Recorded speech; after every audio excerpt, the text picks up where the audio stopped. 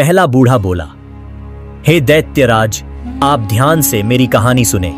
यह कोई साधारण हिरणी नहीं है, बल्कि मेरी पत्नी है।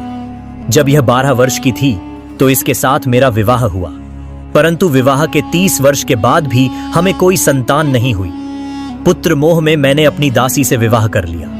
कुछ समय बाद दासी से मुझे पुत्र की प्राप्ति हुई। पुत्र प्राप्ति के बाद मेरी पत्नी दासी और मेरे पुत्र से द्वेष रखने लगी। संयोगवश मुझे किसी कार्य हेतु अन्य देश को जाना पड़ा। मैंने अपनी पत्नी से कहा कि मेरे पीछे इन दोनों की अच्छी तरह देखभाल करना। द्वेष भावना के चलते मेरी पत्नी जादू टोना सीखने लगी। मेरे जाने के बाद उस दुष्ट ने अपने जादू से मेरे बच्चे को बछड़ा बना दिया और उसे मेरे नौकर ग्वाले को सुपुर्द कर दिया और कहा कि इसे अपने घर ले जाकर अच्छे से देखभाल करना। इसी प्रकार उसने मेरी दासी को जादू के प्रभाव से गाय बना दिया और उसे भी ग्वाले के घर भेज दिया। 1 वर्ष बीतने के उपरांत मैं विदेश से वापस लौटा। हे दैत्यराज, विदेश से वापस आकर मैंने अपनी पत्नी से अपने पुत्र और उसकी मां के बारे में पूछा। उसने कहा कि तुम्हारी दासी की मृत्यु हो गई है और तुम्हारे पुत्र को मैंने 2 महीने से नहीं देखा।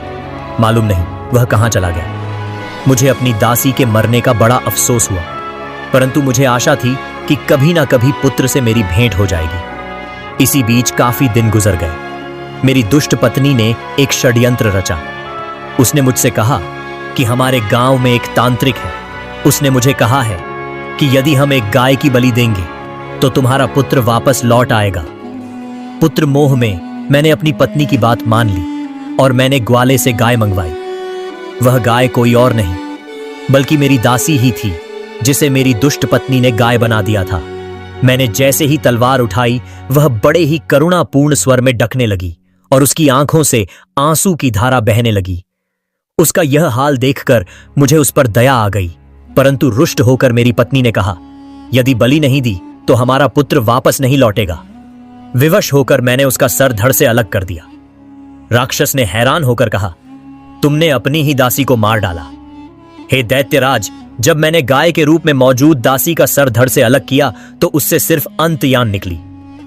मेरी कुटिल पत्नी ने कहा, स्वामी, हमारी बलि तांत्रिक को स्वीकार नहीं होगी। यह तो बिल्कुल ही दुर्बल गाय है।